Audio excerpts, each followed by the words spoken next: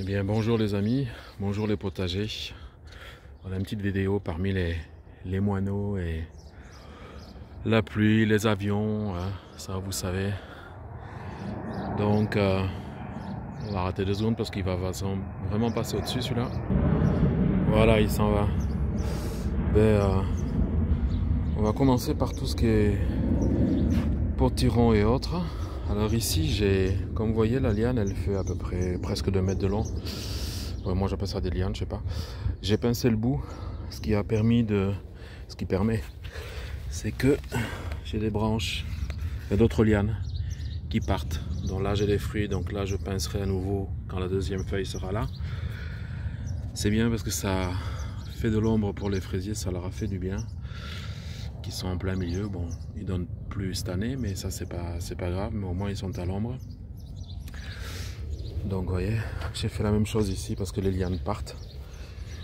Sur mon plant de tomates, les rondes de Nice se portent bien, elles sont correctes, je les laisse encore pousser. Elles sont jolies, j'aime bien. Je les laisse encore pousser parce qu'elles sont pas encore mûres. Et puis, comme m'a dit mon ami, sinon ça va être, comment dire, amer, ça va avoir une certaine amertume. Donc voilà, là aussi, il est parti dans l'autre sens. Donc, le tien, celui-là, je l'ai pincé aussi. Bon, j'ai des adventices, hop, en même temps. J'ai quasiment tout à la main. Il y a une fourmilière là-dessous, tiens. Hop, ouais, des fourmis rouges. Soit j'ai les fourmis noires, soit j'ai les fourmis rouges. Mais bon, la carotte sauvage, elle est partie en fleurs. J'aime bien le feuillage, la couleur que ça a. C'est sympa. Les courgettes jaunes. Alors ceux qui suivent sur Instagram, j'en ai cueilli chez moi sur la terrasse. Et puis ça continue ici, hein, tranquillement mais sûrement. Donc ça va. On voit avec les feuilles, hein, la trace d'humidité jusqu'où ça va. La menthe est bien partie. Vivement un petit morito. À consommer avec modération. Les courgettes vertes aussi. Ça donne bien. Voilà. Je dois en cueillir sur la terrasse de l'autre côté. Voilà. Alors après, je vais faire le tour par là, tiens. La citronnelle. Les fraisiers qui font leur petite sœur. Donc regardez, ça pousse assez vite, hein, parce qu'il n'y a même pas 15 jours, c'était comme ça. Hein. Donc là, il prend racine, hop, je m'en fais un deuxième, au deuxième, après à partir du troisième, quatrième, je pince, mais pas au deuxième, comme je disais. Donc voilà, ça c'est pas mal, ça fait ça fera un beau petit, belle petite fraiserie. Voilà, petite tomate Saint-Pierre, les tomates sont apparues partout, j'ai des fleurs de tout, j'ai des doublages, par contre des doublons, j'ai pas fait attention, mais j'ai des doublons sur la plupart des plants, mais bon, c'est pas grave, hein. On va pas s'ennuyer pour ça. La beefsteak est là aussi, avec le basilic, le concombre, regardez, tout doucement, hop, ça arrive, donc ça monte puisque je le fais monter lui. J'ai les petits pois nains de Provence, ils sortent. Là, les betteraves font leur petite vie. Les carottes berlicum, ça commence à sortir. Je vois les semis qui arrivent tout doucement, ça va. Là-bas, les haricots nains verts, ça sort tout doucement. Voilà. Carottes, la nantaise aussi, quand on voit, voilà. Les semis arrivent tout doucement mais sûrement. Et ici haricots yin yang, voilà. Et puis les haricots borlotto, lingandui fuoco. Voilà, ça sort tout doucement. J'ai peut-être fait la connerie ici, j'ai fait une petite butte dès le départ. Donc je pense qu'ils ont un peu dur à sortir. Donc je vais gratter légèrement la surface comme j'ai fait ici tout à l'heure parce que ma ciboulette de Arras, il n'y a rien qui est sorti pour l'instant. Les haricots butterconic, il y a juste ça. On arrête à nouveau. Voilà, on reprend. J'ai aussi les persils racines. Alors, j'en ai aucune idée. Ça, je sais que ça n'en est pas. Mais j'ai peut-être une ou deux possibilités. Enfin, je sais pas. Je laisse faire encore. J'ai aussi craquelé la terre. Voilà.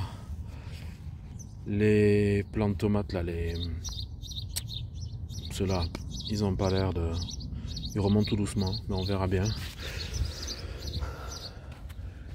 Les artichauts, ça va.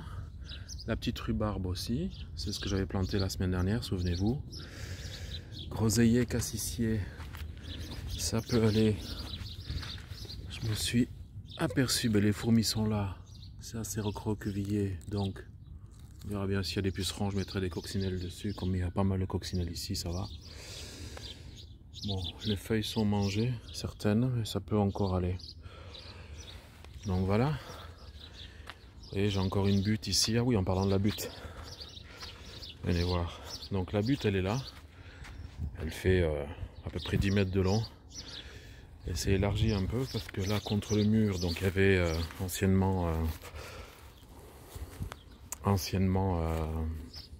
allez, l'ancien potagiste avait balancé ici. Donc je récupère tout. Ma foi, ça a l'air assez intéressant. Donc je le rebalance sur le mulch, sur la butte à nouveau, comme ça sera pour que l'année prochaine j'ai le temps.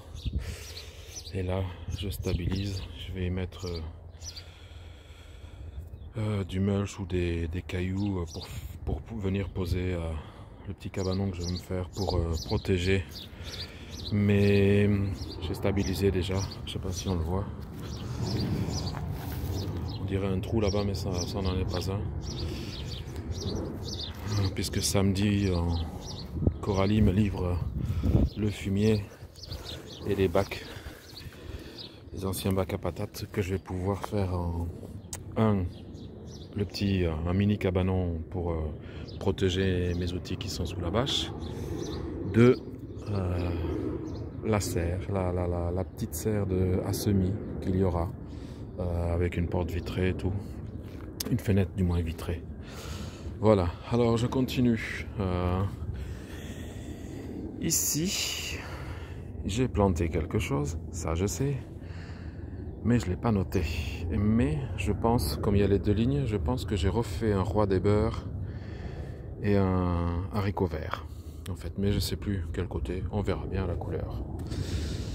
Alors, les brocolis, comme les choux de Bruxelles. Donc je les ai plantés et j'avais acheté, mais c'était pour la maison, des moustiquaires pour les fenêtres. Comme j'ai pas acheté les moustiquaires pour le restant, en fait j'ai posé, parce qu'il y avait pas mal de papillons blancs, j'ai posé les moustiquaires à fenêtre. Voilà, ça fait le taf. Hein.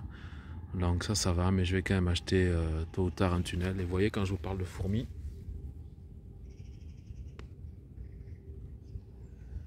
je suis rempli de fourmilières, donc je les casse tous les jours pour qu'elles déménagent. Et elles déménagent au fur et à mesure. Là, sur ce mètre carré et demi, là, j'ai relancé des radis.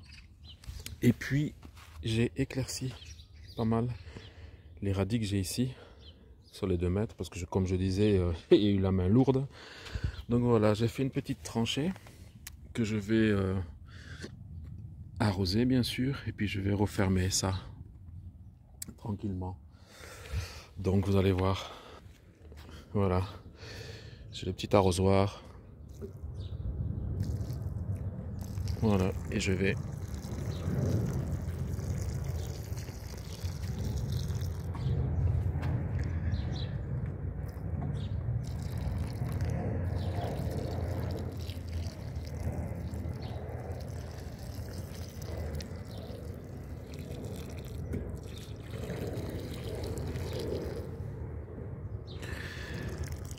peut-être un petit peu trop d'eau, mais comme ça je suis sûr qu'ils vont pas en manquer, ça sera pas plus mal. Voilà, et puis comme ça après, mais j'ai plus qu'à repousser Hop. La terre.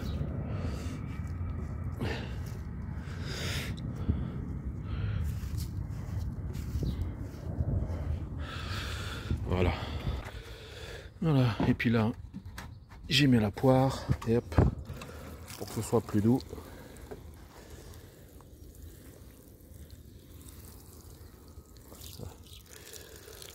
Comme dit Philippe de la chaîne F1 RSX, c'est pas toujours facile de filmer d'une main et de faire de l'autre. Hein.